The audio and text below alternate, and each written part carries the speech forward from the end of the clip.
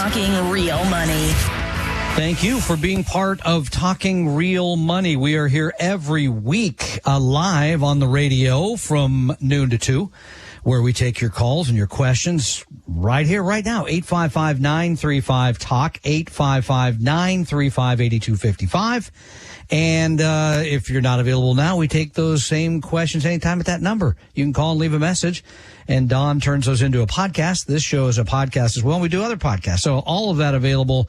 And the idea here is to help you do better with your money, your finances, and put them in perspective. So money's not at the middle of your life. I think that's one of the things I see the most that I really dislike. But I will tell you this, as someone who works with a lot of people who are retired or are retiring, we know that the majority of most people's income in retirement comes from Social Security. And I see a lot of mistakes. Primarily, the biggest one is people tend to file for claim Social Security too early. It's still something like 45% of Americans claim it at age 62. And many of you don't realize you're costing yourself thousands, tens of thousands of dollars. I'll give you a number here in a minute. Some people wait until at least full retirement age, which for me is, I hate to say it, but just like a year away. And it's still a very small number. I think it's about 5% of us wait until age 70 to take Social Security.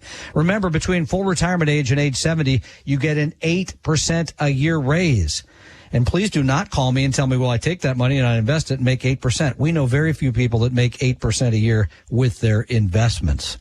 But why do people do this? Why? We can give you the numbers, right? I'll give you a couple right now. If you start taking Social Security at age 62, and you die at age 81, you will have taken out, as an average, $277,000. If you waited until age 70 and died at 81, you would have taken out $297,000, so $20,000 more. And that does not consider your significant other, your spouse, because that person is going to either have their own benefit or inherit yours. And the numbers even get more dramatic if you wait, later and you live longer. And by the way, if you're age 65 or older and there's two of you, the likelihood that one of you will live till 90 is fairly much greater than you would expect. But why do we do that? The numbers are the numbers. And yet, many, many people, as I said, claim it at 62. Some wait till full retirement age. Well, there's a new paper out on this. It's fascinating work, done by a couple of academics, so I trust it. And what they found is that people that think I'm entitled to, it's a psychological ownership of Social Security benefits. It is mine. This is mine. This is not something that I could get. No, that's my money. I feel that I've earned these retirement benefits. Social Security benefits I receive will come from the money I contributed. Well, that's true. Although most people take out far more than they put in. We ran those numbers recently as well. But that's one reason. The other is, fascinatingly enough, and we know this as investment managers, a thing called loss aversion.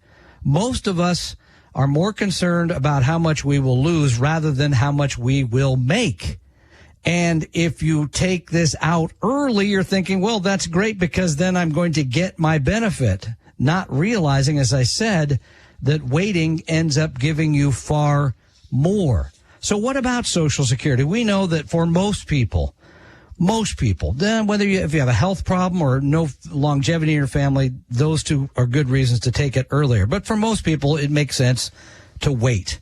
Number two, most people over the age of 50 absolutely need a plan to consider how much longer they'll work, what sort of income they're going to need in retirement. What are those sources of income? And you need to be specific.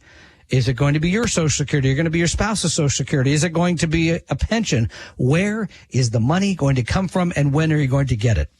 And here's the other one, the mistake I see, is many of us get caught up in the politics of all this. There is, as you know, the Social Security Administration will not go bankrupt, but it will have less money coming in that's going out in about 10 years. So Congress needs to do something about this, right?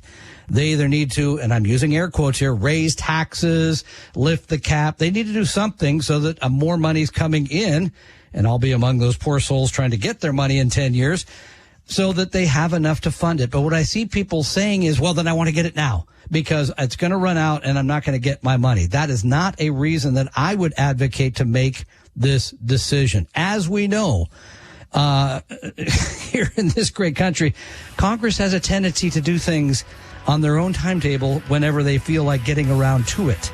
So, again, have that plan. Wait on Social Security. Don't get caught up in the hype and discussion about funding shortages. I think you'll end up with more money. 855-935-8255. We'll be back with more here, Talking Real Money. Tom and Don are talking real money. Your guides to a really great financial future. Tom and Don are talking real money. We'd love you to be part of the program today. Talking Real Money, 855-935-8255. 855-935-8255 is our telephone number. We're going to send you out a lovely Talking Real Money shirt if you give us a call, because we'd love to hear from you. And before we get to some of those calls, I tell you, the crackpots really come out when you come on the show. One guy wrote, ask Paul if Solomon was really as wise as he is reputed to have been. Smarty pants. Mr. Merriman knows no one earlier than Mary Todd Lincoln. So let's just leave it at that and leave him alone. What do you say? All right. It takes everybody. All right. Let's go back to the phones again at 855-935-TALK. And Luke joins us. Hi, Luke. Hi, Tom. Paul, how are you doing? Good, Luke. Thanks. All right, great. I listened to a podcast that Paul did with Christine Benz April 27th, and it was titled Making the Smartest Financial Moves in Retirement. And in it, she used a hypothetical portfolio of $1.5 million, and it's her three-bucket strategy. Bucket one is for living expenses. She'd put $120,000 in that, and that's CDs, short-term. And this portfolio would generate $60,000 a year. They would take it. Bucket two would be for income protection, stability, inflation protection. And the third bucket would be for growth. And she's using all Vanguard funds. Bucket three, you don't have to touch it if you don't need it. So I thought it was excellent, and I wondered if Paul could elaborate on this bucket strategy. Well, certainly. I was there as you suggested and watched her presentation. I think it's a terrific. It's a conservative amount to take out because what's that? You're taking out about 4%. I'm just doing that 1.5. Yeah. 1.5 million. Yeah. So the only place that I'd have any difference of opinion would be how to invest the equity portion. I have always used a total portfolio approach, and with rebalancing, it basically does a very similar thing as what the three buckets. So. Yeah, okay, but let's stop right there. In other words, you have basically stocks and bonds. You may hold them in different accounts, but then you rebalance. You take the winners, put that in your pocket, send stuff to the parts of the market that haven't done as well for you, rather than specifically taking a certain amount of the money and saying, "I'm using this money in 2 years. It's going to be in short-term instruments." Remember, that would have been costly for many years when interest rates are very, very low. It looks more attractive today because you can put it in, a 1-year CD and get 4 or 5%. So it seems better. It feels better. But remember, inflation's still running at, whoever you believe, 4%. So we manage money, as Luke knows, more to the total return method. I just think it's more sustainable over the long haul. But this is very much at the edges. I don't think this is a big deal either way. Yeah, and other question for... Oh, go ahead. No, go ahead, Luke. One other question for Paul. I seem to recall that he takes all the cash out for living expenses in January, and what's his thinking on that? I hope he brought it with him today is what I'm hoping. I roll him right here in the studio and take it. Okay. Well, the idea is this. It is not the most efficient way to take money out of the account because, in theory, if I took out a monthly draw, if you will, then I would have more money paid out during the year. More work, based on it's more work, but for me, it's something else. I have a close relationship with my money. And I don't like reaching in and taking money out while the market is going down. Yeah. So I know what I'd be doing. I would be saying, well, can't do it today because of this. Yeah. And I want to get out of the market timing business in that regard. So, yes, our children will inherit less money. Oh my goodness. They're going to be angry when they hear that. But that's the reason. It's purely an emotional thing. And by the way, I think it's important to note, Luke, that, and I think you probably know this, my wife and I have oversaved. That's one of the things I believe in. If a person can do it, I didn't retire when I could afford to retire. I retired after I had an amount more than I needed so that I could be more aggressive in how much in the withdrawals I took out. And taking it out at the first of the year, it too is kind of aggressive if you want to look at it like that. So when it comes to that, there is no one right or wrong, right? Because various market factors could be at play. As you know, generally we tell people wait on your retired minimum distributions to the right towards the end of the year because the money gets to grow all that time, and generally the market's up. But then you might look at 2022 and say, wait, it would have been better I'd taken out the first of the year. So there really isn't a right or wrong here. And for most people, I like the twice a year kind of thing because that gives some variance to it, but there's not perfect either way. Very good. Thank you. I appreciate all your help. I want to say thank you. Yeah, thanks. Luke, I happen to know, I believe I have this right, has been to every retire meet we've ever done. Is that correct?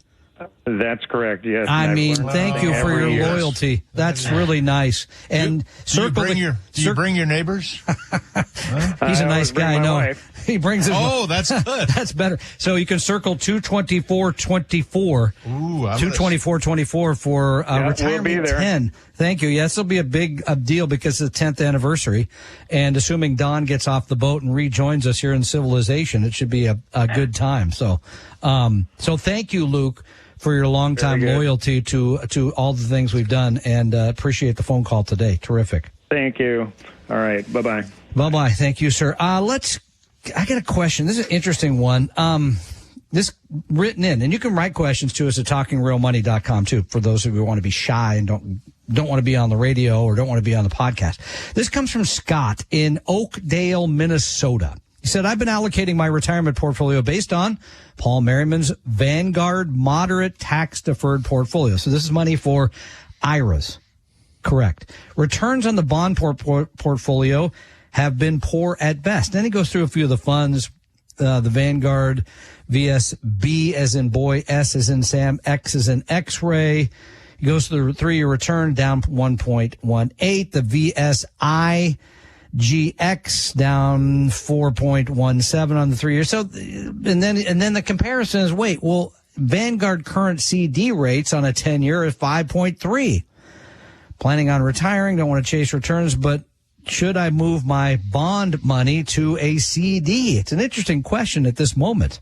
Well, and the bigger question, or what needs to be discussed is why you have the kind of bonds in the portfolio that you do.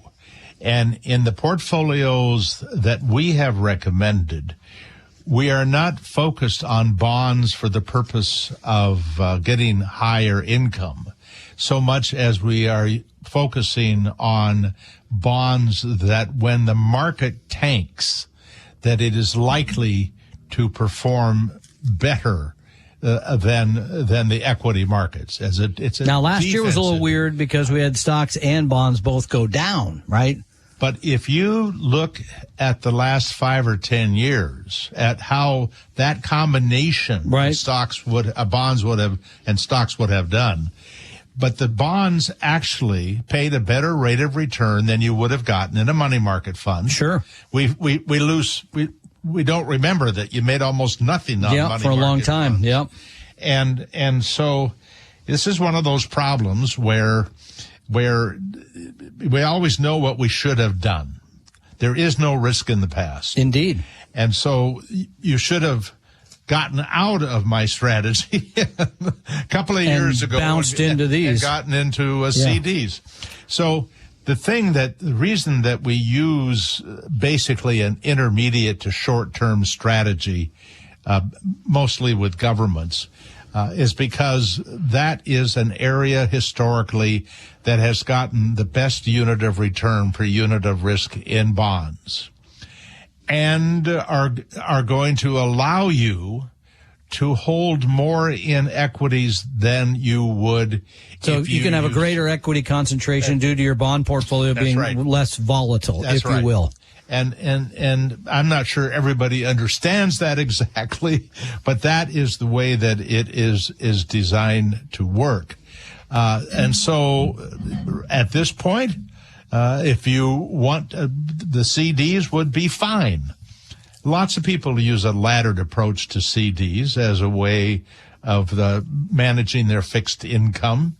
You're not going to have a rush to quality when you have a bad bear market, which you get with the bond. So there is no perfect answer, but the CDs are fine and always have been, except they would not have performed well during that earlier period. Yeah, and my worry is the timing aspect of this. I'm moving from here to there because this is doing better, but oh, wait, now this one's doing better. Yeah. And we see this with equities a lot, right? When a certain part of the market really takes off, like it has lately, I want to move my money to that, and sometimes you move it to that just in time to find out, well, no, it would have been better to be there. So having the right strategy, having the right balance and in these bonds, remembering that it's not about income and it's not necessarily even about return. It's about stability, right? What we're looking here is to tamp down that volatility. And an easy way to rebalance.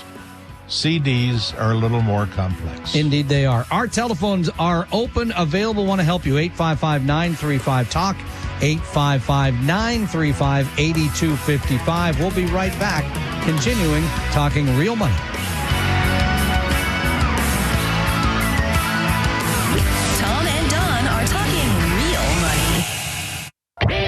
Your real life and real future, Tom and Don are talking real money.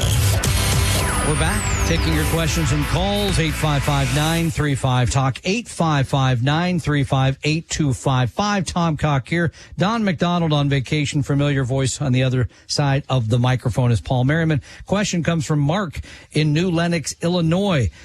I know you both have suggested that paying a 1% advisory fee is reasonable. My expense ratios sit at, with the advisory fee, 1.21. Then he goes through a series of funds, AVUV, AVEM, AVRE. These are Avantis funds. You know, paying in a total expense 1.2 to 1.3%. I think that's reasonable, but what do you say? You're the do-it-yourself king. What about that? Well, look, if people can do it themselves, then they should do it, because that money is going to compound in your family because you're doing the work. But I have to confess that I have an investment advisor who takes care of our portfolio. And the reason I do is because just like taking the 5% at the beginning of the year so that I don't have to deal with it during the year in terms of timing. It is just more comfortable for me to have somebody else take care of it. I do not particularly like investing. I like teaching about investing. Well, you're risk averse. I am very risk averse. People don't know that because they think you're like promoting stocks. You got to know Paul. That's not who he is. On the other hand, I am half in U.S. and half in international. Yeah. I am half in stocks, half in bonds. I am half in small cap and half in large. So I'm doing all the right things. But somebody's taking care of the day-to-day. I don't have to do it. So that is the decision. Yeah, peace of mind, easy to do. 855-935-TALK. We'll continue talking real money. Stay with us. Tom and Don are talking real money.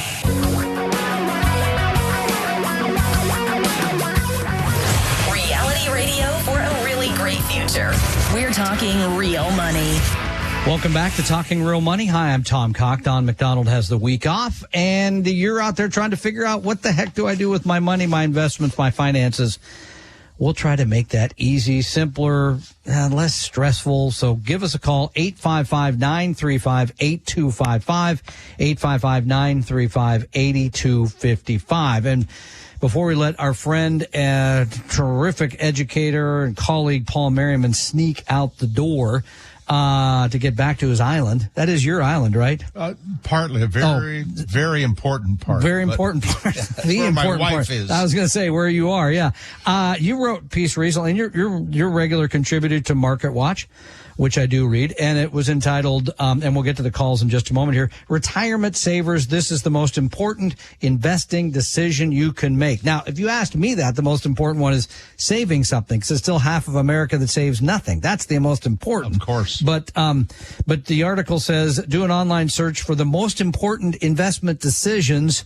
Google says there's 860 million results, and asset allocation is important.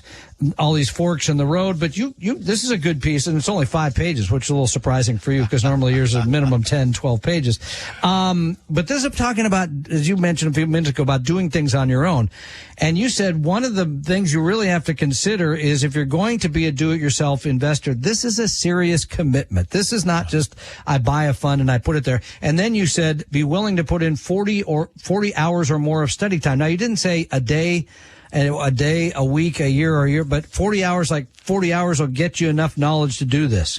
Absolutely. From everything that I know about what you need to know, it's about 40 hours. In fact, we've tried our best, Tom. On our website, we have 8 topics that if you know those 8 topics. This is paulmerriman.com. Paulmerriman.com. Yep. You know those. It's called boot camp. Yep. We want you to go to boot camp. There's a yes, sir. It's only going to take you about 10 hours to get through all that information that is there, but it will lead you to the studies that show how to put together a portfolio, both with equities and fixed income, how to take money out. Everything there step by step. And the reason it may take 40 hours is because you're probably going to go back and you're going to do it again because you really need to get that right. A 10% change in a portfolio. Big deal. Yeah. It can be 0.5% a year for the rest of your life. Then again, a big deal, bigger than people realize. But then one of the ones you mentioned is never ever make a fast investment decision based on something you just learned or read. So wait, so you're reading the website and then you're not making a decision, or I'm confused here. So see, it's not easy to be a do-it-yourself investor. Sounds hard to me. You got to be patient. Yeah. People want to jump into it like that nice lady who wanted to buy stock in the Braves. Yeah, Atlanta Braves. It sounds like a good idea. Sure. And successful investing is not about sounds like. It's understanding the probabilities. It's all probabilities. You give me any fork in the road, load versus no load. You'll take it? Stocks versus, I will. Okay. Stocks versus bonds. All of these things you have to think, what is the implication, which is the beauty of having somebody do it for you, is they do that. Every day. And again, this is paulmerriman.com bootcamp, paulmerriman.com, click on bootcamp. I really love number 6 because I think it's so overlooked. For most people, investing's about making money. That really, at the end of the day, if you ask people, you're like, well, I got to find the right stock. I got to find the right advisor. I got to find the right fund. It's all about the making it. But when the market goes the other direction, people think, whoa, what have I done? You said spend at least as much time thinking about how to manage risks as you think about getting rich. Yes, this maybe is number 1 for me. Well, and I think, by the way, that in the industry causes this problem. They focus on the good times. The reality is it's a combination of good times and bad, and we're looking for a combination of equities and fixed income that you're going to stay the course for a lifetime. And by the way, Tom, I think if people learn this, they do it, they are also going to teach their kids. Yeah, so absolutely. We're looking at multi-generational. As I say, I won't be here to see how it turns out for you. That's it. But it'll turn out well, hopefully. Thank you very much for your time today. Hope you can join us for Retire Meet 2024, whether it's virtual or in person. But thank you for taking time driving all the way over here and seeing me. I feel kind of bad about that. Next time I'll come to the island. We'll do it there. Thank you, Paul, for joining us. 855-935-TALK as we continue talking real money.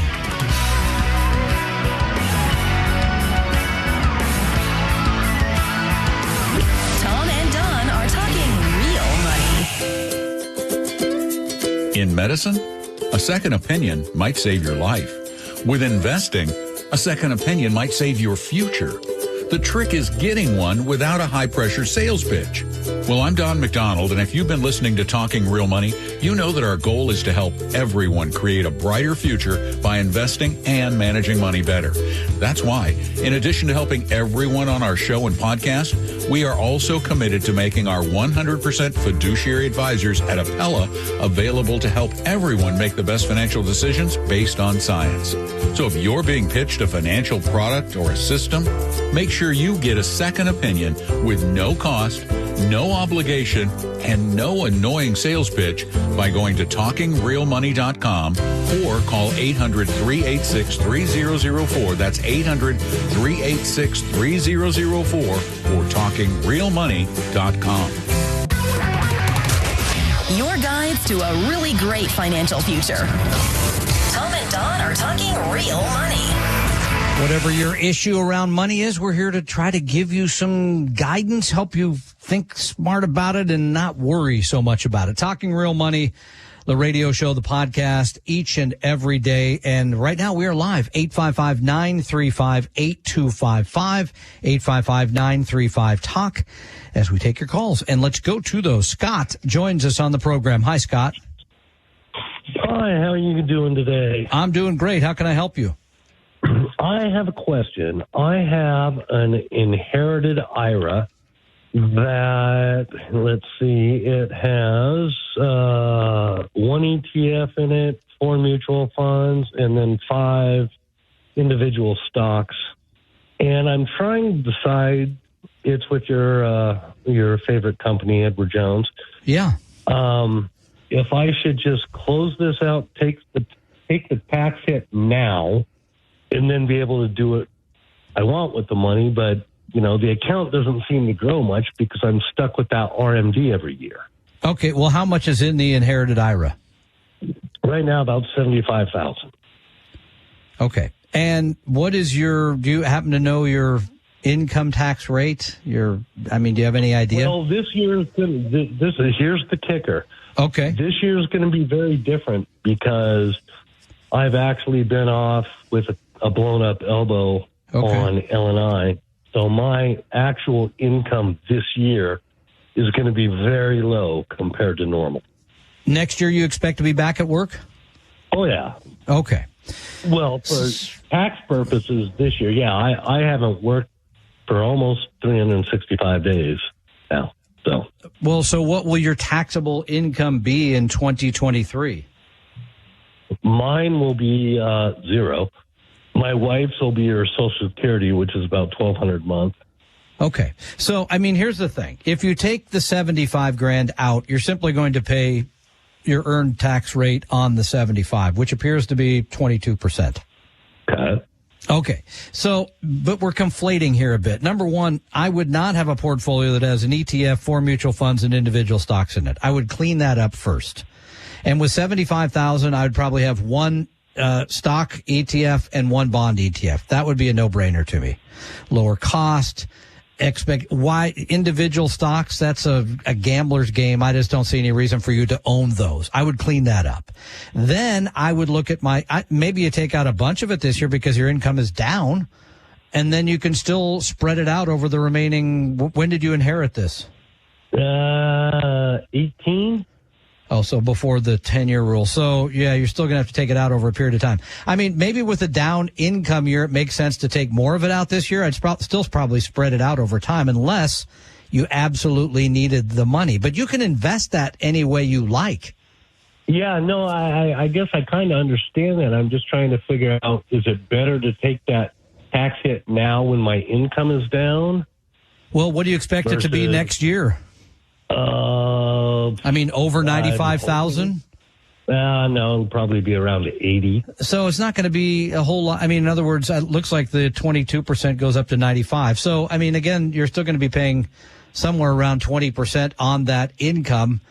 So I don't think that's going to make a big deal either way. I personally would rather take some out this year because you're in a low income tax year, pay the tax on it, and then still leave some aside there to take out in future years, just to spread it out a little bit more. But I don't think it's going to make a whole lot of difference one way or the other, Scott. The only other question I would have is, do you have the cash to pay the tax, or is the tax payment going to have to come out of the inherited IRA?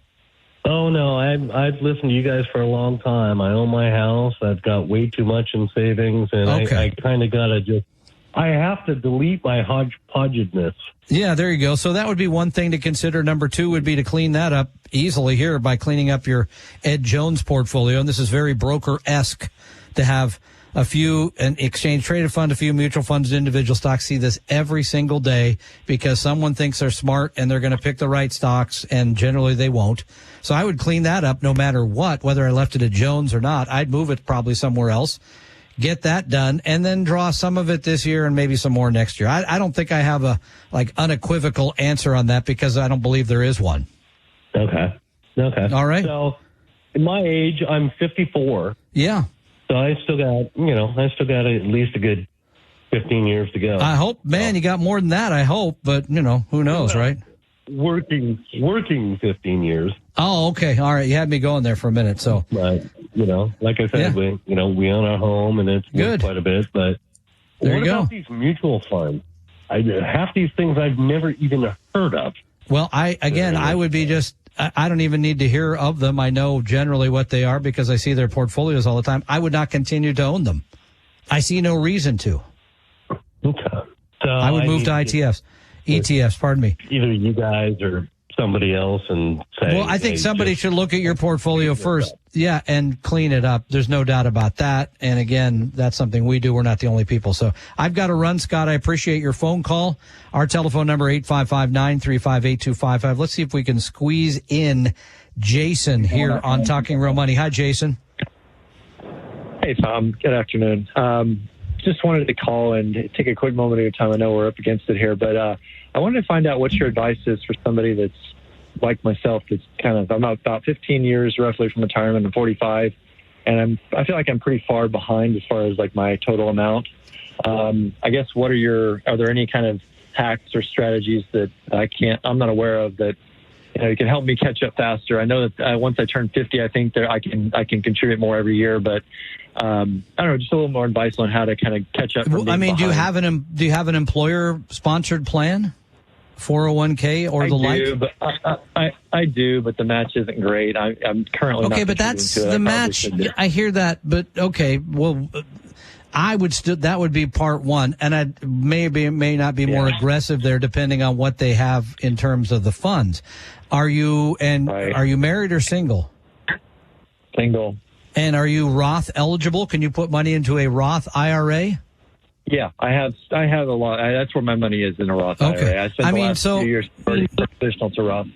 So at the very least, with the employer-sponsored plan, I would save up to whatever the match is. That's a no-brainer. Number two, I would do the Roth IRA with the $6,500. I believe you can do up to age 50. You're correct. At age 50 and older, it's $7,500. But after that, there isn't really a trick to sort of, how can I do this faster? I mean, I might, if I were you at 45, which still seems very young to me because a lot of things can change in your life, and they did for me. You could, if you really wanted to, you could go online and get one of the retirement saving calculators and sort of say, if I save this much and I make this much, where will I be? If that will give you less anxiety. But at 45, I'd put my head down. I'd save into those two places. I'd try and get out of debt if I had, credit card debt or loan debt or those sort of things. But other than that, there's not a whole lot of tricks, Jason. So appreciate the call. Appreciate you listening. Thank you all for being part of Talking Real Money. We'll be back in just a moment.